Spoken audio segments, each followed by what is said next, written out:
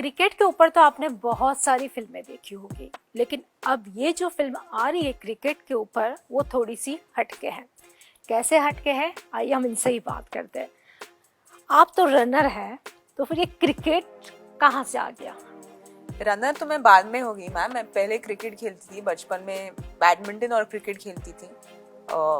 तो बचपन से मैं क्रिकेट खेल रही हूँ and I am just glad that I finally gotten a film जहाँ मैं क्रिकेट खेल रही हूँ। रनिंग बहुत बाद में आया, जब मैं मुंबई आई। वहाँ क्रिकेट खेलने के लिए लोग कम मिलते थे, वक्त लोगों के पास कम रहता है, तो मैं शूज़ पहन के रनिंग मैंने स्टार्ट कर दी। पर क्रिकेट तो बचपन का शौक है। अभिषेक, आपका कबड्डी या क्रिकेट? कबड्डी। ओ वाह। लेकिन हम देखते हैं कि बच्चन साहब भी जो है ब्लॉग्स में लिखते हैं, जब क्रिकेट मैच होते हैं तो बहुत एक्साइटमेंट आपके घर में देखने को मिलती है। हर हिंदुस्तानी क्रिकेट फैन है, हमारे खून में है, रगों में है। हम सब क्रिकेट फैन हैं, लेकिन जब भी कोई क्रिकेट मैच टीवी पे हो और हम व्यूअर के तौर पे बैठ के ना देखें, ये हो ही नहीं सकता है। That's how crazy our country is about cricket. तो सयामी, इसके लिए कितना मेहनत करनी पड़ी? आई थिंक हर फिल्म के लिए मेहनत बहुत होती है। इस फिल्म के लिए थोड़ी डबल थी, क्योंकि मैं लाइफ में राइट हैंडर हूँ, इसमें I to become a left hander.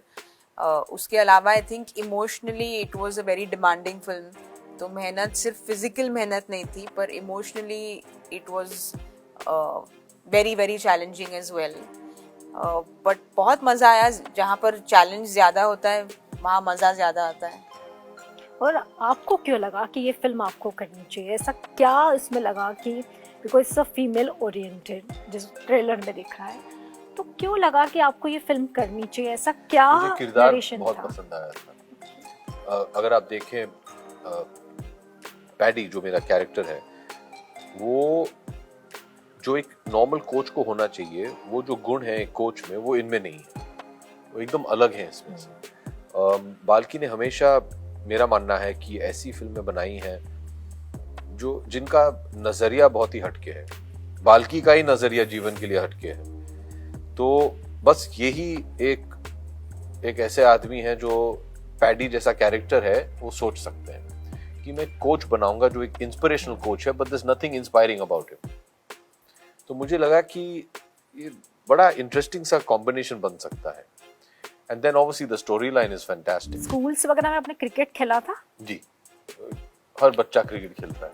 तो इसके लिए कोई अलग से ट्रेनिंग ली? जी, क्योंकि हालांकि मैं बाएं हाथ से लिखता हूँ, मैं लेफ्टी हूँ, लेकिन मैं क्रिकेट अपने दाएं हाथ से खेलता हूँ। और इस फिल्म में Paddy is a left arm spinner. Okay. तो I had to just train to use my left hand bowling, that's it, और कुछ नहीं। She had to do more training. और आपने कितनी ट्रेनिंग ली इसके लिए? कितने महीने की ट्रेनिंग लेनी पड़ी? क्योंकि एक हाथ नहीं, आपको एक ही हाथ का यूज़ करना है। ट्रेलर में भी हमने देखा कि काफ़ी मेहनत की आपने जी। इसके लिए। 3-4 महीने तो हर रोज़ मैं ट्रेन कर रही थी, बट ग्रेजुअल स्टेप्स थे। पहले तो just to start with my left arm, फिर विद द प्रोस्थेटिक, फिर विथ एवरीडे एक्टिविटीज़। तो gradually it was targeting many places, but I would say 4 महीने तो लगे। सबसे ज्यादा चैलेंजिंग रहा ये रोल आपके लिए अभी तक? I hope so. अगर रोल चैलेंजिंग नहीं तो अब क्यों करेंगे? काम आसान नहीं होना चाहिए, इट शुड बी चैलेंजिंग। क्योंकि हमने घूमर सॉन्ग में भी देखा कि काफी सराहना हुई है आपके डांस स्टेप्स की। आई थिंक डांस स्टेप तो नहीं, इट्स मोर द मोमेंट। या it's the moment of that. या आई थिंक जैसे हम लाइफ में when you win a match, there's something you do. I think it was almost that celebration. It wasn't a step, it was a celebration. तो ये जो film जो आपके पास आई, बाल्की जी लेकर आए होंगे, क्योंकि हालांकि हमने उनकी बच्चन साहब के साथ में पा देखी थी, बहुत अच्छी फिल्म उन्होंने बनाई है।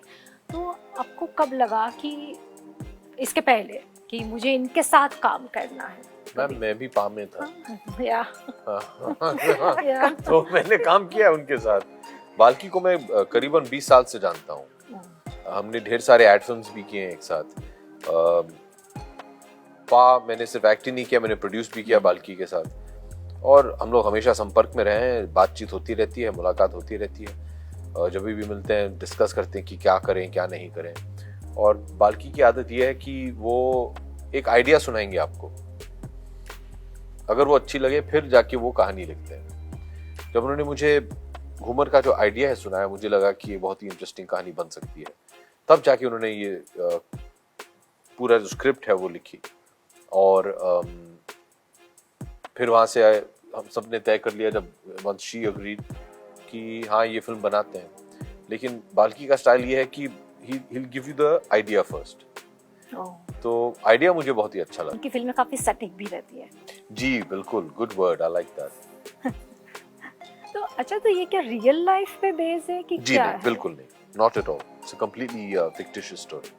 ओके, लेकिन जैसे कि आपसे है सवाल कि ऐसा क्या लगा आपको कि ये फिल्म करनी चाहिए आपको?